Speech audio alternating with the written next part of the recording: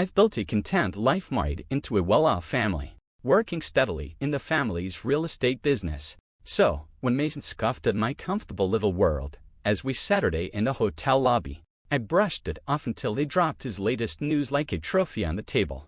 With a smug grin, he boasted about his new wife and no other than the daughter of the president of Goldsmith Enterprises. His laughter, thick with pride, echoed through the lobby, but it was that name Goldsmith Enterprises that frowns me. I knew it. It lingered in the corners of memory until it suddenly snapped into place. Mason, still caught up in his own bravado, didn't notice my quiet amusement.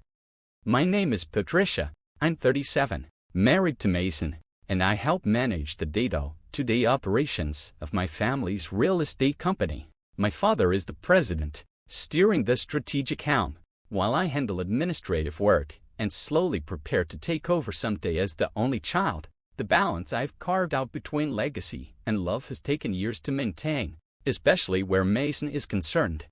Mason finished high school and works for a moving company. It's physically demanding work, and I respect him for it. I've always avoided making him feel small by talking too much about my university degree or future role in the company.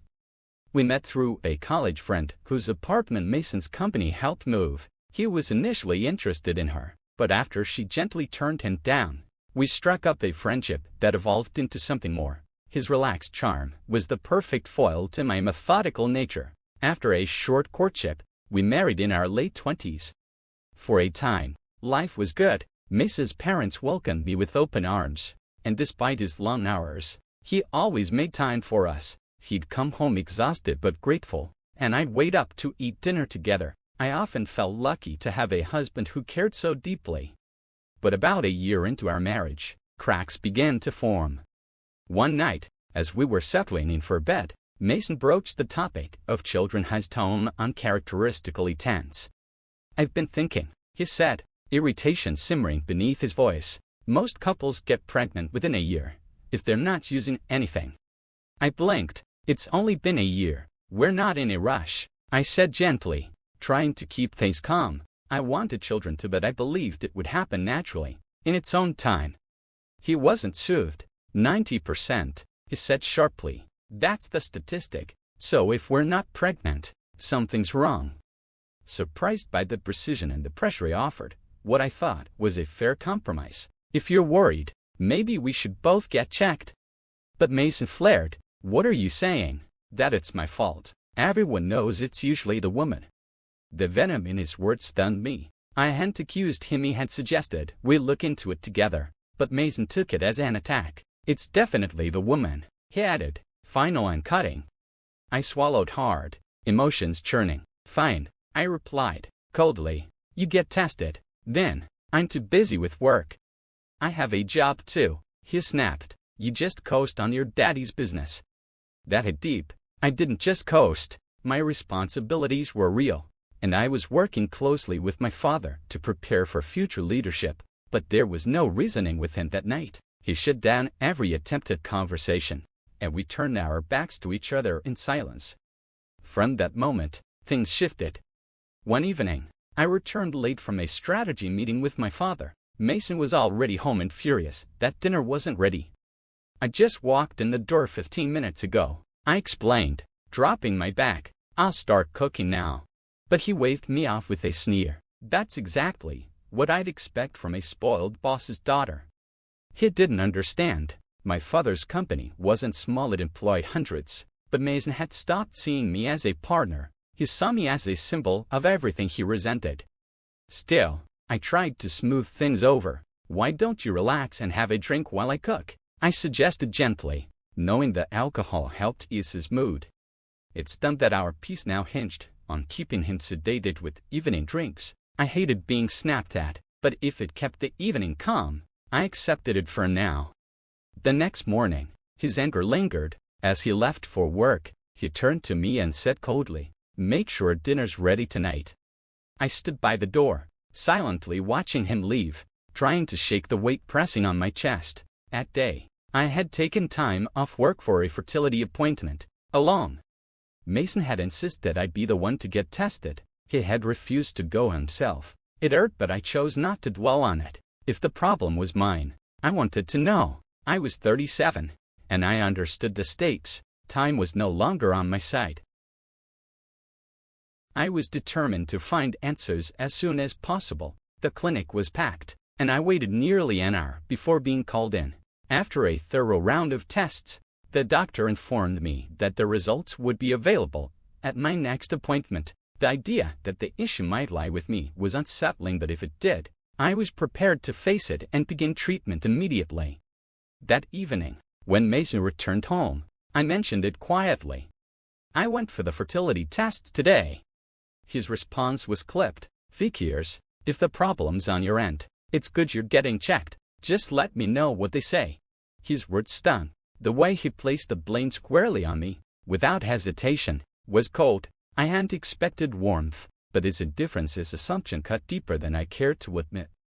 6 years passed. I turned 37, and our hopes for a child never materialized. Mason seemed to have given up entirely. His late nights out became routine, and more than once, he didn't come home at all. When he did, his excuses were increasingly juvenile: drinks, karaoke, nights out that stretched until dawn. He reminded me less of a husband and more of a college kid avoiding responsibility. My work had become more demanding, and with it, the dream of building a family faded quietly into the background. But while I adjusted, Mason grew more careless, and his disregard for our life together was becoming unbearable. One day, Mason had a day off and left early in the morning. I stayed home, cleaning and catching up on paperwork. I noticed he'd left his smartphone on the living room sofa. I picked it up to place it on the hallway table when it rang. The screen lit up with a name I didn't recognize: Diana. Assuming she was a co-worker, I answered, thinking to explain Mason had left his phone behind.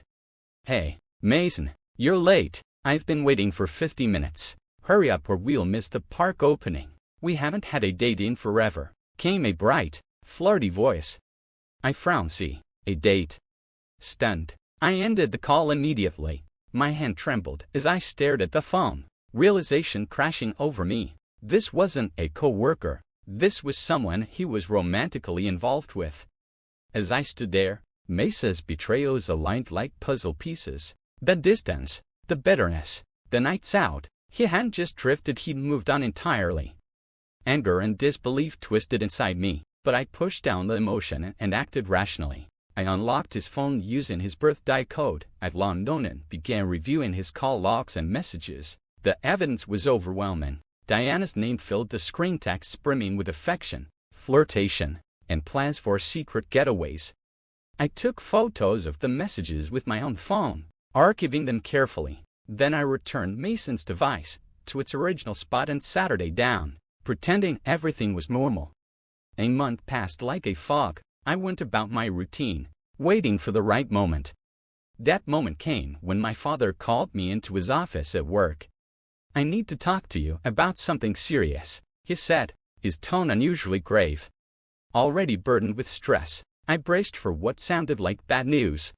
That same evening, as if fate were aligning the pieces, Mason Saturday me down at the kitchen table. His words were surprisingly casual. "I think we should consider separating," he said. I blinked. That was it. No apology, no reflection, just a clean break. "Yes," I replied evenly. "Let's divorce." He paused, clearly startled by my quick agreement. Perhaps he'd expected resistance. Perhaps he believed Diana was worth the leap. Either way, he handed me the papers the next day, and I signed them without hesitation. "I'll file these tomorrow," he said smugly, "and I'll move out." "Are you sure about the mortgage?" I asked, not out of concern, but curiosity. Mason's job was physically demanding but modestly paid. Without me, his finances would be tight. "I'll manage," he said, full of misguided confidence. I didn't argue. He had made his bed and chosen his company. I moved back into my parents' home a few days later. They were supportive, though my revelation about Mason's affair left them furious. My father, especially, made it clear that I had made the right decision. Work became my refuge. I poured myself into every project, driven more by necessity than passion. A year slipped by in April. One evening, my father approached me, after reviewing the quarterly reports. "You need a break," he said gently. "Take a trip. Things will get hectic next month." He was right, he was burned out. I decided on a solo getaway to the Northeast for a change of pace. The crisp air and slower rhythm felt restorative. Locals were kind, the food comforting, and the peace unfamiliar but welcome. Eventually, I made my way to Los Angeles for a short luxury stay, treating myself to a beautiful hotel and some indulgence. After checking in, I relaxed in the lobby, sipping a welcome drink and feeling the weight of the past year finally begin to lift. That peace shattered with one voice. Hey, what are you doing here?"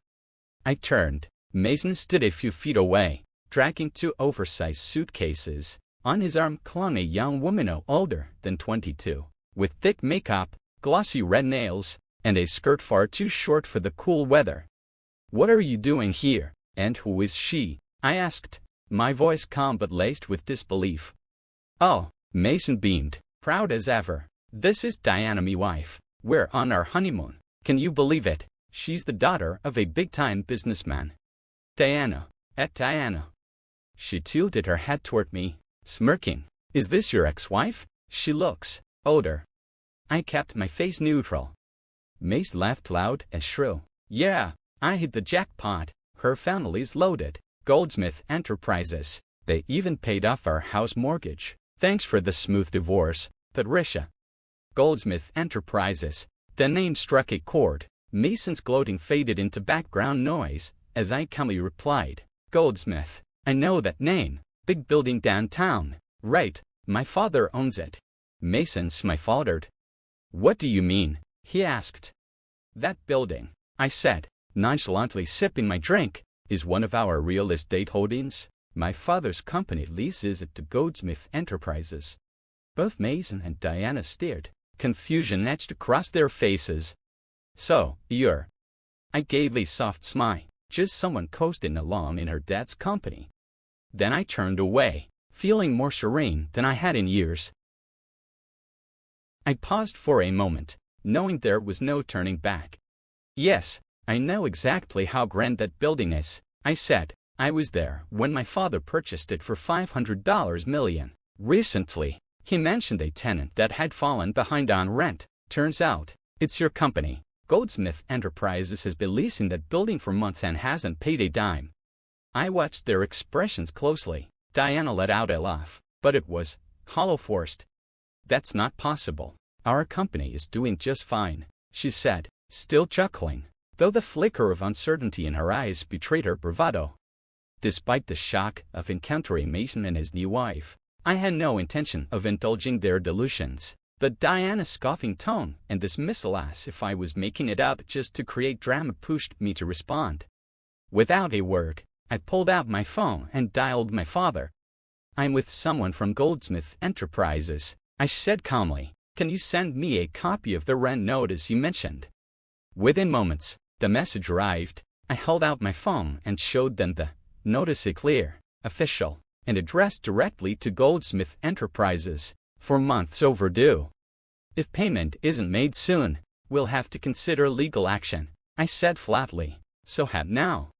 Diana's my faltered as she murmured, "Now that you mention it, Dad has been really stressed lately. He's been letting people go. Said sales were dropping." Mason, however, doubled down.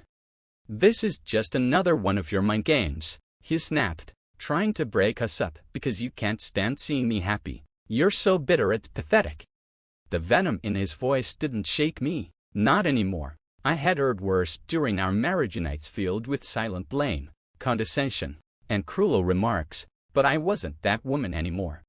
"Seriously," I said, steady and calm, "do you really think I still care? You think I'm bitter over you?" "Mason, I moved on a long time ago. Honestly, I feel sorry for Diana. She's stuck with someone like you." He glared, face flushed with anger, but I continued. "You married her for her money, just like you rushed into marrying me for kids, and, when we couldn't conceive, you called me useless, walked out the moment things got hard. You really believe I'd hold on to someone like that?" Mason's rage bubbled over.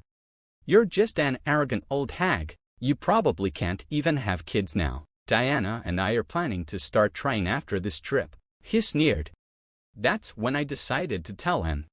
Oh, I didn't mention it. And 5 months pregnant. His expression frownsy. I'm in the stable phase now. My father encouraged me to take this trip to relax. My husband and I married shortly after finding out. He's supportive, kingly boss, actually. Works under my father. He's been everything you weren't. Mason blinked, trying to process. You're pregnant, were you, using birth control before? I almost laughed. That was his concern. No, I said simply. Remember, I got tested years ago. They didn't find any issues. You never bothered getting checked, did you? His face paled as the realization dawned. So, it wasn't you. Then that means, he trailed off, his words unraveling. Does that mean we can't have kids? He muttered, turning to Diana. She snapped. What's that supposed to mean? You married me knowing this might be an issue. I decided I'd heard enough. From now on, keep your lives separate from mine, I said clearly. As for the rent, Goldsmith Enterprises needs to pay in full, or we'll pursue legal action. That's all I have to say. Goodbye. I walked away without another glance, leaving them mid-argument in the lobby. Back home, my husband greeted me with a gentle smile. Welcome back. Sorry I couldn't help much while you were away. Was the trip relaxing? It was, I replied, smiling. Just what I needed. Since our marriage, not a day had passed when I didn't feel supported. Mesa had become a distant memory, and I had found peace. Eventually, word reached us through business circles. Goldsmith Enterprises collapsed under the weight of scandal. A massive embezzlement scheme, millions stolen from clients. Diana's father had tried to hide the fraud, but once it hit the media, the company's reputation crumbled. Stock prices plummeted, employees fled, and the company was left in financial ruin. They never did pay that rent. And as I lived ahead preparing for motherhood, supporting my husband, and stepping into leadership as my father began to retire, I felt nothing but gratitude that I had let go of the past and built a future on my own terms.